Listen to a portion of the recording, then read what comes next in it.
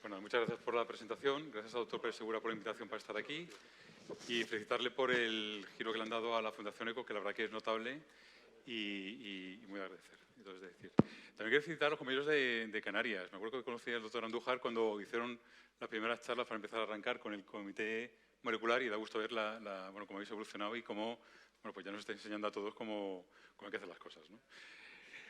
Muy bien, pues este es un caso que yo creo que es especialmente interesante porque vamos a ver un uso de la NGS que no es el habitual. El tener el DNA del tumor en la mano es algo que nos estamos acostumbrando, ya nos parece casi natural, pero la verdad que es una fuente de conocimiento enorme y cada vez va a ser mayor y más profunda.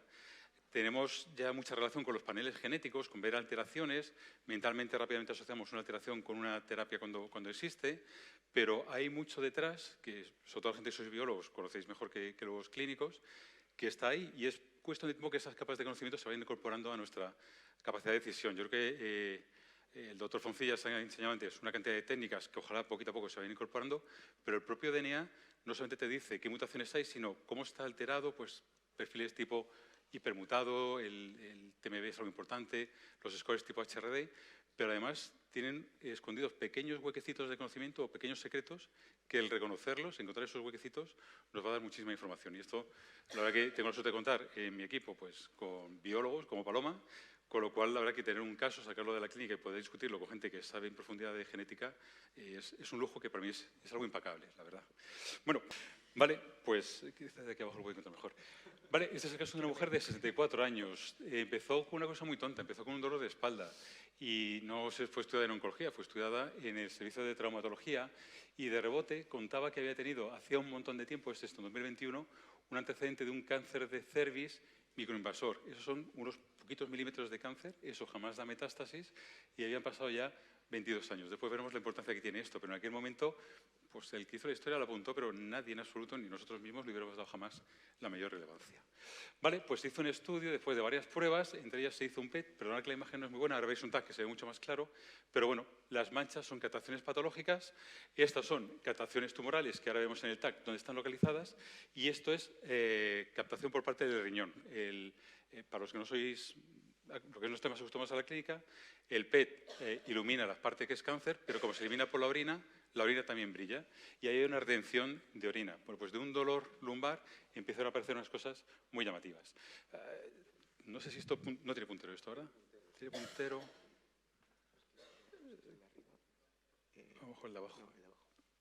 A ver si funciona. Bueno, pues si no, con la mano. Bueno, esto de aquí, veis que no está aquí. Esto es cáncer y esta vértebra, si la comparáis con esta, por ejemplo, que es una vértebra normal, podéis claramente cómo está. Veis que está desestructurada y está comida. Bueno, pues claramente ya tenemos el motivo de por qué le dolía la espalda. Tenía una lesión de aspecto tumoral que se estaba comiendo la vértebra L5 y parte del sacro, y además tenía una lesión que parece que está comiendo la pala pélvica y el músculo psoas. Bueno, pues una mujer que fue a traumatología empezó a hacer cosas que teníamos que estudiar en profundidad.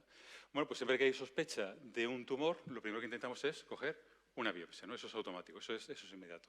Se pudo hacer la biopsia y el resultado fue este, carcinoma pobremente diferenciado, que viene a decir es cáncer agresivo y ya está, no sabemos más. Desde luego, no es normal que aparezcan estas lesiones en esa localización y la histología no nos apuntaba en absoluto de dónde podía venir el primario. Cuando ocurre esto, tenemos una serie de algoritmos para intentar investigar de dónde parte el tumor. Y no es algo excepcional. Más o menos un 20% de nuestros pacientes aparecen con metástasis y no sabemos de dónde demonios vienen. Hay muchas teorías. Yo creo que la más aceptada es que el tumor primario, por alguna razón, desaparece por el sistema inmune, por cualquier otra explicación molecular que queráis darle, y de alguna manera hay un clon que migra, hace metástasis y el primario desaparece, pero perdura la metástasis. Vale, carcinoma pobremente diferenciado, le hicimos varias pruebas, el PET que habéis visto antes tenía esa intención, le hicimos gastroscopia, colonoscopia, marcadores, mamografía, bueno, una sola batería de pruebas absolutamente negativas. Es un tumor de origen desconocido. Y esto que nos ocurre en la clínica, pues es con lo que hay que trabajar y nos pusimos a ello. Le hicimos un estudio con inmunohistoquímica para tinción de PDL1 y encontramos un dato absolutamente interesante. Tenía una tinción del 100%. Era un tumor que estaba muy teñido para PDL1. El problema es que, a día de hoy, la aprobación de terapia para cáncer de origen desconocido no incluye, bajo ningún concepto, el tratamiento con anti-PD1. Con lo cual, pues es un dato interesante, lo guardamos en la mochila y nos pusimos a tratarla. ¿Y cómo la tratamos? Pues con la quimioterapia más antigua del mundo, más eficaz del mundo y con la que todo oncólogo tiene una relación estupenda porque la utilizamos muchísimo. Carboplatino y Taxol. Además, hicimos un tratamiento con radioterapia, tanto para controlar la enfermedad como para mejorar el dolor. Es decir, pues un enfoque bastante habitual para un cáncer de origen desconocido.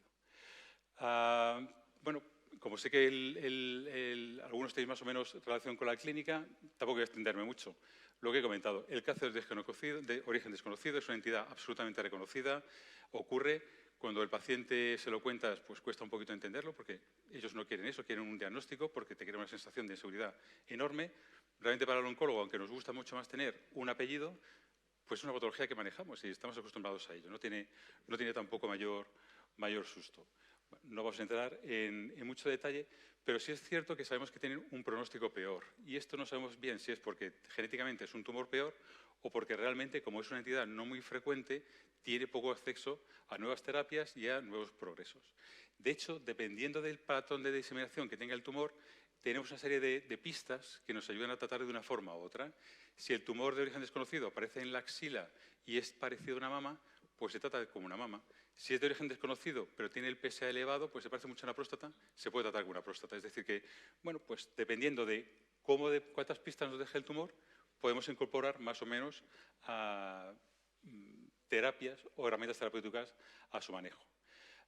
No voy a saltarme un poquito los detalles, solamente comentaros que se ha comunicado este año un estudio súper interesante en esta patología. Yo creo que debe ser la primera vez que se hace un estudio prospectivo, randomizado para este tumor, o por lo menos en la era moderna, y fijaos lo que hacían. Cogían una secuenciación masiva, miraban qué tipo de alteraciones tenían y el ensayo clínico tenía todas estas ramas para poder tratarle. Dependiendo de qué alteración tenías, le podías dar un tratamiento u otro. El sueño de cualquier oncólogo y de cualquier biólogo implicado en la clínica. Bueno, pues ahí tenéis una lista enorme y lo que ha demostrado este estudio es que cuando tú tratas a un paciente con esta patología en base a sus alteraciones, el paciente va mejor que cuando lo tratas con la quimioterapia de toda la vida. No parece una gran cosa, pero para nosotros es muy interesante. Y soñamos, veremos si es cierto o no, con que esto diera lugar a una aprobación terapéutica. Porque si realmente estos pacientes tuvieran acceso a una terapia basada en sus alteraciones moleculares, bueno, pues se convertiría de repente de un tumor un poco marginal, con poco desarrollo, al ejemplo perfecto de hasta qué punto la biología molecular puede cambiar la vida de las personas. Otra imagen que se ve un poquito peor es lo mismo, simplemente para que veáis, esto es visto así como si me cortara a mí como una locha de jamón y me pusierais al trasluz.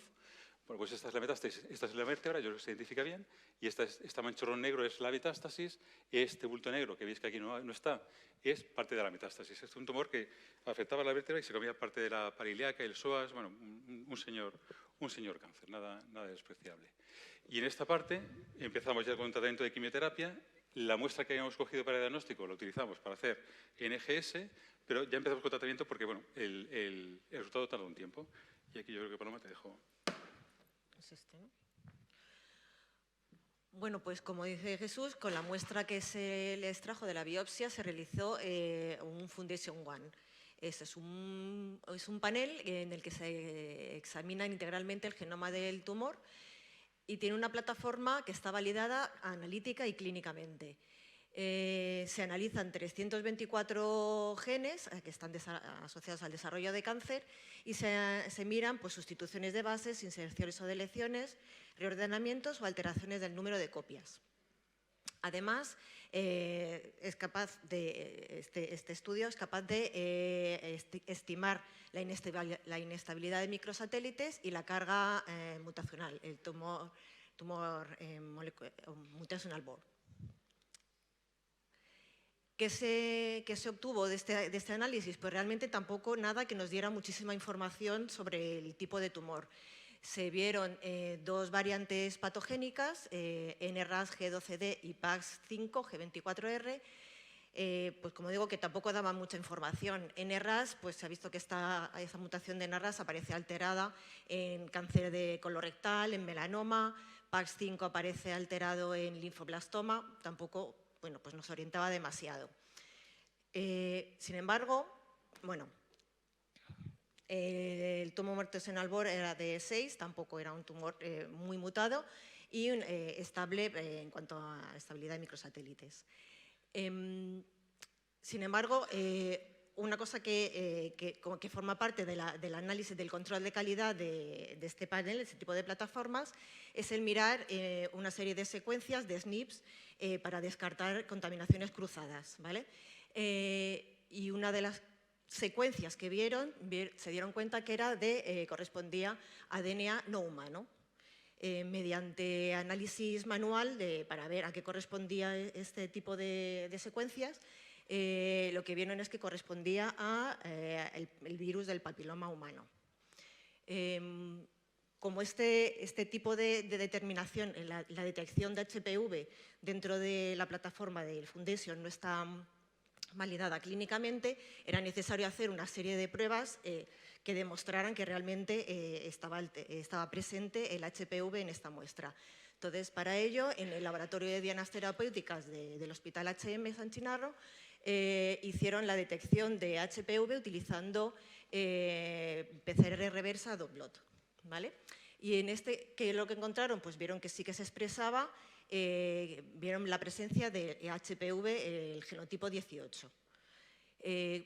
Para confirmar más todavía esta presencia de HPV, recurrieron a la inmunohistoquímica y para ello detectaron la proteína P16. P16 está sobreexpresado en muchos tumores que son positivos para HPV. Entonces, bueno, esto lo vieron también como una prueba positiva, en este caso ya con técnicas validadas, que demostraban la presencia de HPV en la muestra. Por comentar un poco qué es este virus. El virus del papiloma humano es un grupo de más de 200 virus, que algunos de los cuales se transmiten por vía sexual, vaginal, anal u oral. Dentro de los que se transmiten por vía sexual se clasifican en alto riesgo, que son aquellos que van a dar lugar a distintos tipos de cánceres, y los de bajo riesgo, que raramente causan cáncer. Dentro de los tipos de cáncer que producen, lo tenéis allí indicado, está el cáncer anal, vaginal, de pene, orofaríngeo, cérvix y vulva.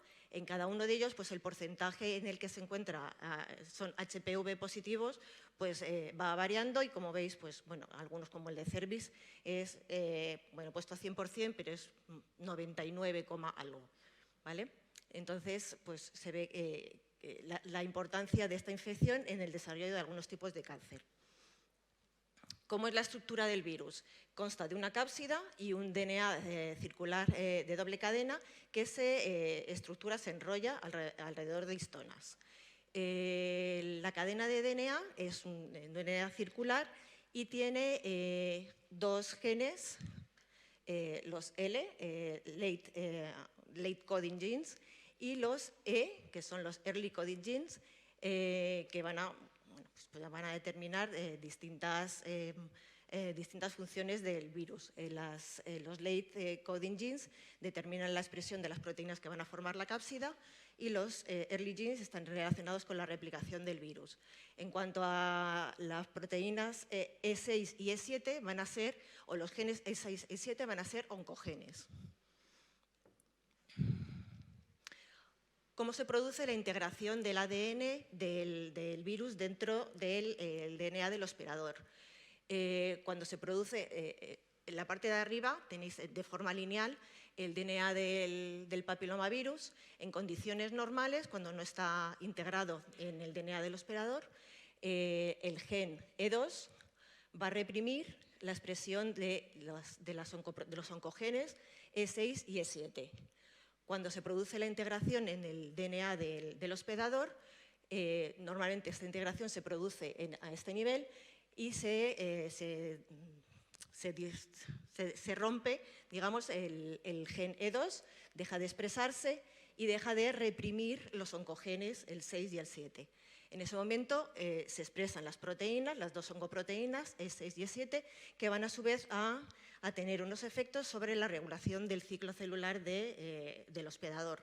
De tal manera que la oncoproteína E6 va a secuestrar o va a ubiquitinar P53 produciendo su degradación y la oncoproteína E7 va a producir la degradación de retinoblastoma.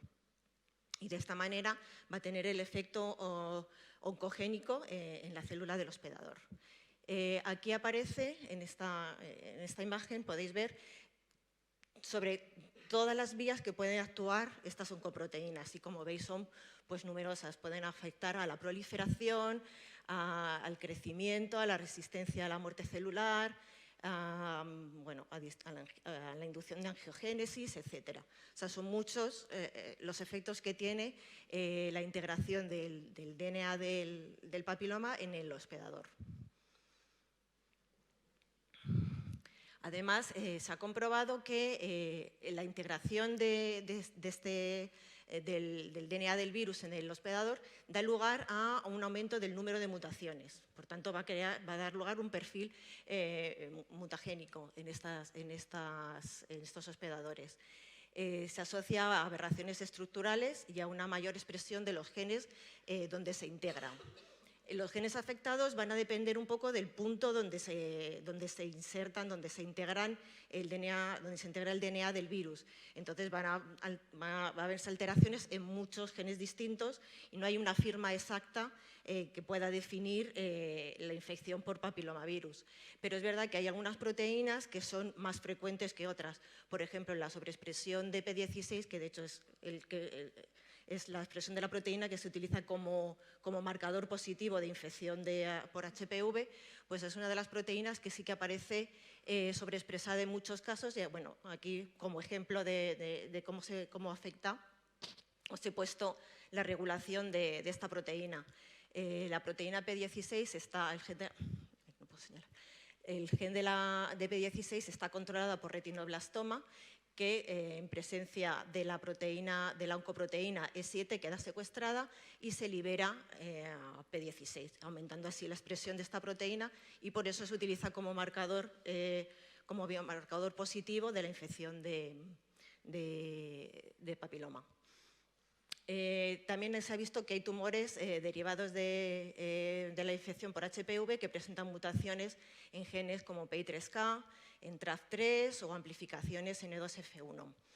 Y también se ha visto que se pueden producir alteraciones de los genes RAS, como KRAS o NRAS.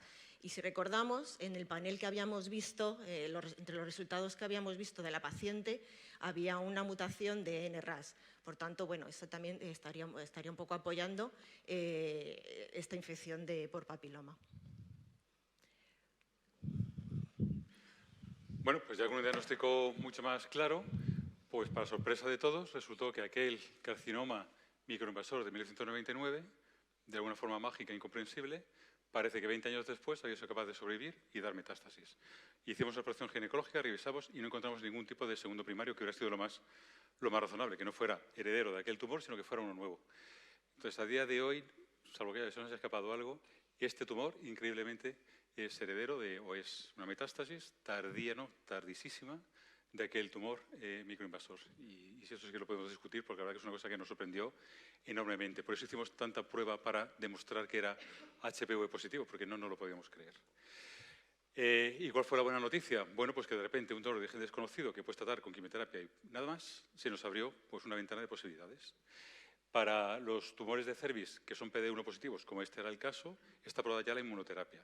A día de hoy también está aprobada para primera línea, pero en aquel momento, si no recuerdo mal, todavía no había acceso. Pero sea como sea, decidimos mantener tratamiento con quimio, le añadimos una cosa nueva, que es el Avastin, el antiangiogénico, que seguramente os sonará y que se ha comentado en alguna charla, que es una cosa que sí que ha demostrado ser eficaz en cáncer de cervix, pero sobre todo tenemos ya en la cabeza, vamos, estamos con la pistola cargada para que cuando se moviese un poquito, calzar la inmuno, porque tiene una pinta estupenda. No le fue mal con el Avastin, la verdad que, y con la quimioterapia el Avastin. Bueno, la verdad que la imagen aquí se ve fatal. Si recordáis la imagen inicial, este es el bulto tumoral, bajó un poco, no muchísimo, pero vamos, ahí habla el radiólogo, creo que habla de un 20%, tanto a nivel de la lesión en pala ilíaca como en la lesión vertebral. El dolor, por supuesto, mejoró, en parte por la quimio, en parte por la radioterapia y, por supuesto, medicación analgésica. Y, bueno, pues la paciente estuvo en tratamiento, si no recuerdo mal, tuvo 6 ciclos de quimio, la radioterapia y el Avastin. Una vez que terminas, lo mantienes, haces un mantenimiento porque es una terapia que es poco tóxica y generalmente es muy bien tolerada y ha demostrado claramente que puede ayudar a controlar la enfermedad. Pero esto no se mantiene para siempre. De hecho, pasado el tiempo, empezó a tener un deterioro bastante importante. Curiosamente hizo una neumonía por COVID, la ingresamos porque estaba deteriorando, no sabemos si por la neumonía por COVID o bien por la enfermedad. Le hicimos un estudio en el cual se demostró que la lesión volvía a aumentar de tamaño y además apareció esta lesión que veis aquí. ¿Veis esta vértebra que está como... La de arriba está normal, que es una especie de rectángulo. Aquí falta un trocito, se lo está comiendo el tumor. Es una nueva metástasis y tenía unos infiltrados que eran por... En principio no eran tumorales, eran por el COVID. O sea que del tirón le diagnosticamos el COVID, una neumonía y además la progresión tumoral. Como estábamos como locos para empezar con la inmuno, pues dijimos, esta es la nuestra. Le pusimos la inmunoterapia y la paciente tuvo una alterancia terrible. Hizo un cuadro de distrés respiratorio, una hipertensión severa, casi acabé la UBI, se nos puso malísima. Y a día de hoy, la mitad de nosotros piensa que fue por una sepsis por COVID y la otra mitad piensa que es un fenómeno de autoinmunidad relacionado también con el COVID, que sabéis que se pueden producir. No hay ganadores, no sabemos qué, porque le pusimos de todo, corticoides, antibiótico y todo lo que nos ocurrió porque casi no la cargamos del primer ciclo. Hubo un segundo ciclo, se lo pusimos con los dedos cruzados a ver qué pasaba, ya no había COVID y no volvió a tener esa reacción. Yo no sé a estas alturas qué pasó aquel día. Yo soy de los que piensan que fue algo inmune con el COVID, pero somos 4 en el equipo, somos 2 y 2. La mitad piensa una cosa y la otra mitad piensa la otra. Sea como sea, empezó tratamiento con inmunoterapia que se llama Cemiplimab, que es la que está aprobada en segunda línea para cáncer de cervix, y si os dais cuenta, la lesión ha bajado un montón. Y la lesión ósea ha bajado un montón. Y lo que con la quimio y con la Avastin hemos conseguido que redujera algo, ha bajado mucho más. Sobre todo hemos podido quitar la medicación analgésica y ahora mismo tiene una tolerancia excelente y tiene una vida no normal, pero prácticamente normal. Tiene una movilidad perfecta, se maneja estupendamente, lleva un año de tratamiento con Cemiplimab y no vemos el final. Es decir, que confiamos estar así en tratamiento durante muchísimo tiempo. Bueno, yo creo que ya Paloma ha contado perfectamente todo el tema del HPV y, bueno, sobre todo el aportaros esto, cómo el DNA nos ha cambiado no la vida en cuanto a encontrar una diana concreta, sino hacer un diagnóstico certero y poder ofrecer al paciente cosas mucho mejores que lo que hubiéramos hecho con la inmunohistoquímica de toda la vida. Y nada más, cualquier pregunta, pues ahora en la discusión.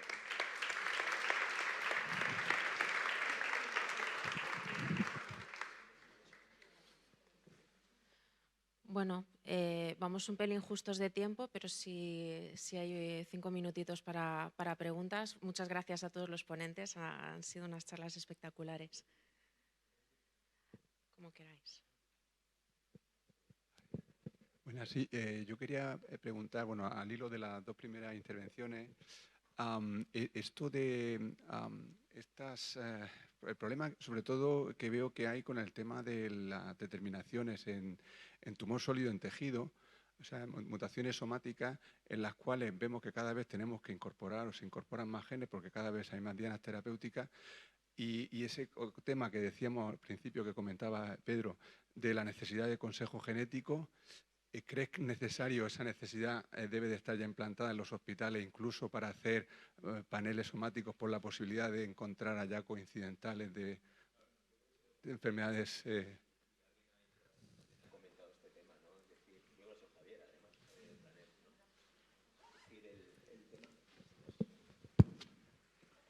decir, el tema es que cuanto más estudios hacemos, más cosas nos encontramos. El ejemplo son los niños. A los niños no los seleccionamos por nada, les hacemos paneles y un 8,algo% dan positivo en mutaciones germinales. Que los niños son tumores diferentes, está claro, vienen de otra manera, el proceso embriológico es diferente y no se extrapolable al adulto, porque el proceso carcinogenético es diferente. Pero yo estoy convencido de que cuantos más, ya lo estamos viendo, cuantos más paneles estamos haciendo, más pacientes estamos mandando a las unidades de consejo genético porque encontramos. Enrique lo ha comentado un poco por encima. ¿A quién se mandan a las unidades de consejo genético? Aquellos que tienen mutaciones patogénicas o probablemente patogénicas en genes que a nivel germinal tengan implicaciones y que tengan una frecuencia alélica de 20% mayor.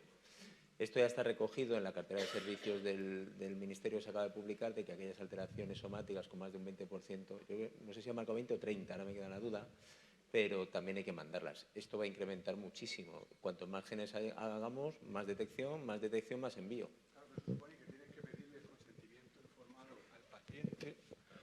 Porque habitualmente, por ejemplo, yo que sé, pensamos por ejemplo en pulmón, ¿no? El patólogo directamente puede pedir el estudio molecular, pero tú no lo puedes pedir porque necesitas el consentimiento informado del paciente, ¿no? En teoría, o sea, ¿cuál es el límite? De decir, bueno, pues en el momento en que incluimos ya para oncogenes, pues podemos entender que no hace falta, pero ya en el momento en que en el panel haya un P53, ¿no? A ver, a mí se me ocurre que es muy fácil solucionarlo cuando el paciente firma el consentimiento para todo lo que es análisis de la pieza, decir que sepa que hay un porcentaje de casos en los que puede haber un hallazgo que pueda tener unas implicaciones a nivel hereditario familiar. Y el paciente decidirá si quiere que se le estudie o no. Yo lo solucionaría así de fácil, porque es que, por ejemplo, ahora le hacemos a alguien un ER2 y no le estamos pidiendo autorización. O estamos haciendo un BRCA somático para tal y no se pide tal. Entonces, este es un tema que hay que trabajar. Pero yo, según lo veo, ¿cómo lo haría? Con lo que estás diciendo, es decir, cada vez tenemos más, cada vez más posibilidades de que tenga que acabar gente en el estudio, en el asesoramiento. No cuesta nada incluir en el consentimiento que sepa que debido a los avances científicos y tal, estamos viendo que cada vez hay más alteraciones que podrían tener una implicación germinal y que eso es lo que toca es el tema hereditario. En el caso de que haya una detección de este tipo, ¿usted estaría de acuerdo en que se le remita se le informe primero de esto? Sí. Ya está. Y el paciente firma, oiga, no. Pues, macho, si no quiere, siempre metemos en consejo genético, ¿no? Yo informo a alguien que tiene una mutación y le traslado a esa persona que informe a la familia. Si no le da la gana de informar a la familia, no informa a nadie. No, de todos modos, yo creo que a nivel práctico, como cada vez pedimos más paneles, como lo solemos hacer nosotros es que le decimos que vamos a hacer el panel, si le parece bien, que eso va a ser interesante para ellos y quizá para la familia, tampoco entramos mucho más en detalle. Y si sale algo, entonces vamos a ese tipo, porque esto ha sido un debate de años entre si tú podías mandarlo o tenía que mandarlo la persona de cáncer familiar. Pero yo creo que ahora mismo la operativa, el día a día, hace que todos lo pidamos y yo creo que nadie ya se preocupa de concepto específico, aunque a lo mejor deberíamos. Nadie se preocupa hasta que haya un día una demanda. Es decir, a mí me tendrían que haber informado que a lo mejor podía pasar para yo haber tomado una decisión. Eso es así. Aquí no movemos cuando hay un problema. Nadie habla de prevención, ¿no? Entonces, en ese aspecto yo creo que probablemente incluir un párrafo de este tipo en el consentimiento solucionaría muchos problemas.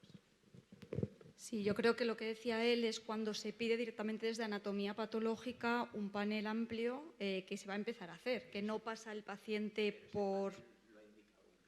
No, a veces, por ejemplo, en pulmón, que también se detectan alteraciones germinales, se pide directamente como asistencia desde anatomía patológica sin pasar por un... Entonces habrá que cambiar a lo mejor el circuito. Además, el patólogo es médico. Y puede pedir perfectamente un consentimiento informado. Esto pasa como cuando hacemos pruebas invasivas. El clínico que indica la prueba, colocar un catéter.